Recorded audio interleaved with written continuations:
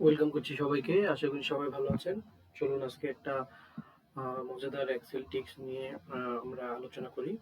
যেমন ধরুন এই টেবিলটাতে নেম এবং স্কোরগুলো আমরা বিভিন্ন পার্সেন্টের স্কোর দেখতে পাচ্ছি। এখন আমরা আমাদের আহ, আহ, মানে বিভিন্ন পার্সেন্টেজ স্কোরগুলোকে আমরা বিভিন্ন কালারে ফিল করতে চাচ্ছি। যেমন ধরুন এই ৬২টা আমি এক কালারে, ৫০টা এক কালারে ফিল করতে চাচ্ছি। সেই ক্ষেত্রে আমি যদি বিশাল সংখ্যক ডাটাকে আমরা হাত দিয়ে ধরে ধরে প্রত্যেকটা সেলে হাত দিয়ে ধরে ধরে ফিল করি, তাহলে সময় সাপেক্ষ। চলুন দেখা যাক সহজে কিভাবে করা যায়। আমার এই পুরো ডাটা কলামটাকে আমরা সিলেক্ট করে নিব।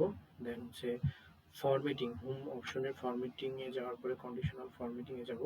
যাওয়ার পরে দেখুন এখানে কালার স্কেল থেকে দেখুন এখানে নানা রকম অপশন আসছে। এখান থেকে যে কোনো একটা আমরা সিলেক্ট করে দিব। ধরুন হচ্ছে এটা, দেখুন এটা সিলেক্ট করার পর এক এক রকম হচ্ছে ৬২-র জন্য একটা, ৫০-এর জন্য একটা কালার, ৮০-র জন্য একটা, ৯৫-র জন্য একটা। যেমন আমি একটা চেঞ্জ করে যদি দেখি এই ৪০টা যদি আমি ৬২ করি, দেখুন ৬২টা এক গ্রুপে চলে গেছে, একই রকম কালার হবে।